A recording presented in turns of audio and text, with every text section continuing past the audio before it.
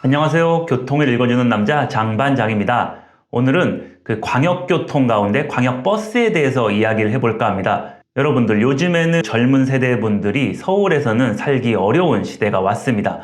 그래서 경기도, 신도시 등등에서 거주지를 선택한 뒤 서울로 출퇴근하는 모습을 보이고 있습니다. 그래서 현재는 서울시 도심 내 교통보다 이러한 그 광역교통이 더 중요한 시대가 왔습니다. 그래서 오늘은 광역교통 가운데 광역버스에 대해서 이야기를 해볼까 합니다. 여러분들은 버스를 타실 때 어디서 타세요? 그 버스 정류장에서 타시겠죠? 그렇다면은 그 대중교통의 환승은 어디서 하세요? 보통은 지하철 역사에서 하시겠죠? 지하철 역사 말고도 대표적인 것이 대중교통 환승센터 또는 환승정류장이라고 부르는 곳에서 환승이 주로 이루어집니다. 혹시 광역버스에도 광역버스 환승정류장이라는 게 있는 걸 아세요? 그 광역버스 환승정류장이란 광역버스 간에 환승이 이루어질 수 있도록 만들어 놓은 것입니다. 광역버스를 자주 타고 다니시는 분들은 알겠지만은 그 일반 도로에는 광역버스 환승정류장이 없고 고속도로 상에 위치하고 있습니다. 주요 광역버스 정류장으로는 그 의왕휴게소, 시흥하늘휴게소, 의왕청계휴게소 등이 있습니다. 여기를 통과하는 광역버스들은 그 환승정류장에 정차한 뒤 출발하고 있습니다.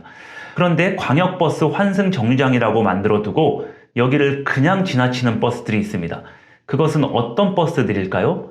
우선 그것을 알기 전에는 광역버스의 종류부터 알아야 됩니다. 여러분들 광역버스 종류가 다양하다는 걸 알고 계세요? 우선 광역버스에는 M버스 있죠, G버스 있죠, R버스 있죠. 상당히 복잡하죠? M버스는 국토부에서 운영을 하는 것이고요. G버스는 경기도에서 운영을 하고요. R버스는 대중교통광역위원회라는 곳에서 운영을 하고 있습니다. 버스 번호 옆에 보면은 알파벳이 보이시죠? M, G, R 이렇게 나눠뒀는데 이렇게 나눠둔 이유에 대해서는 다시 한번 설명해 드리겠습니다. 오늘은 여기에서 광역버스, M버스에 대해서 얘기를 해볼까 합니다. 광역버스 체계가 좀 복잡하다 보니까는 그냥 쉽게 파란 버스와 빨간 버스로 이제 구분을 해 보시면 좋을 것 같습니다. 파란 버스의 대표적인 건 M버스고요. 빨간색 버스의 대표적인 건 G버스입니다. 그러면은 M버스와 G버스의 차이점이 무엇일까요? 그 M버스는 국토부에서 운영하는 거고요. G버스는 경기도에서 운영하는 겁니다. 첫 번째 차이고요. 두 번째는요. M버스는 기점과 종점 있죠. 차고지에서 출발할 때를 기점이라고 하고요. 마지막 정류장, 회차하는 부분을 종점이라고 해요. 그러면은 기점, 차고지에서 출발해서 7.5km까지 대략 6정거장밖에 서지 못합니다.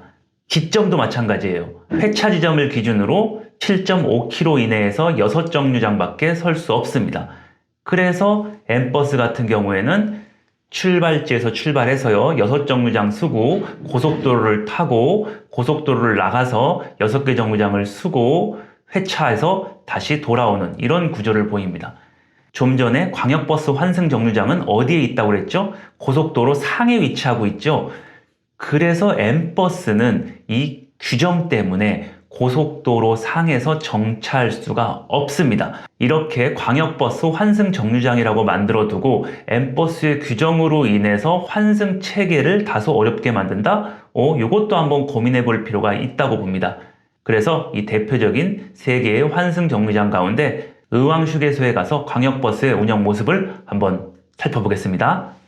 의왕휴게소에 한번 나와봤습니다. 여기 와보니까는 꽤 넓네요. 근데 여기에 버스가 선다는 것도 좀 한편으로는 위험할 수 있겠지만은 여기에 보면은 이 광역버스 환승 정류장이 보입니다.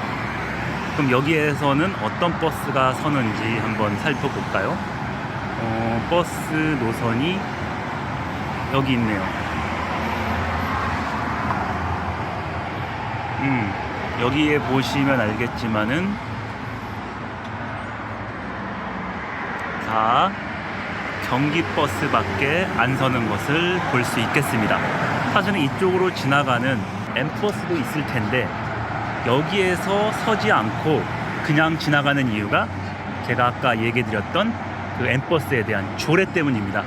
여기에서 궁금하게 생각할 수 있을 것 같아요. 왜 여기에서 버스가 서는지. 그것은 여기를 기점으로 해서 다른 지역으로 나가는 시작점이기 때문입니다. 여기는 의왕휴게소라고 해서 여기서 지나가는 대부분의 버스는 수원, 시흥 이쪽으로 가는 버스입니다. 그래서 여기에서 환승을 해라 라는 것이고요. 저 청계는 암실, 성남 시작되는 지점이고요. 저기에 있는 그 천일 시흥휴게소는 그 인천, 부천 여기에 시작점이기 때문입니다. 그리고 또 여기는 환승 정류장답게 이 환승 연결 브릿지가 있습니다. 그래서 만약에 버스를 잘못 타거나 아니면 다시 반대 방향으로 가고 싶다 그러면은 저 톨게이트 위에 있는 환승 브릿지를 통해서 저 반대 방향으로 걸어가서 환승을 하는 시스템을 갖고 있습니다. 어때요? 한번 보시니까는 뭐 느끼는 게 있으신가요? 그렇죠. 오늘도 하나 배우셨죠?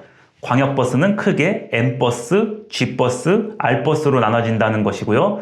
광역버스 환승 정류장에는 모든 버스가 서는데 M버스만 서지 않는다. 그 이유는 M버스는 기점과 종점을 기준으로 7.5km 이내에 6개의 정류장밖에 설 수 없기 때문이다 라는 것을 배우셨어요.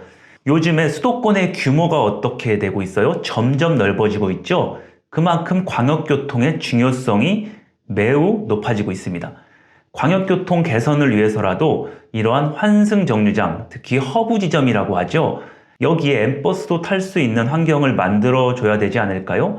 그래야 광역교통 환승 체계의 효율성을 높일 수 있다고 생각을 합니다. 사실 M버스의 규정도 초기 신도시 때는 필요한 정책이었었죠. 왜냐하면 그때는 신도시에서 서울시까지 빠르게 실어 나르는 대중교통이 없었기 때문에 M버스라고 부르는 광역 급행버스를 도입한 것입니다. 하지만 신도시의 주민들이 점점 많아지고요. 버스로 실어 나르기에는 많이 부족한 시기가 왔습니다. 이젠 환승 체계의 강화가 필요한 시점이고요.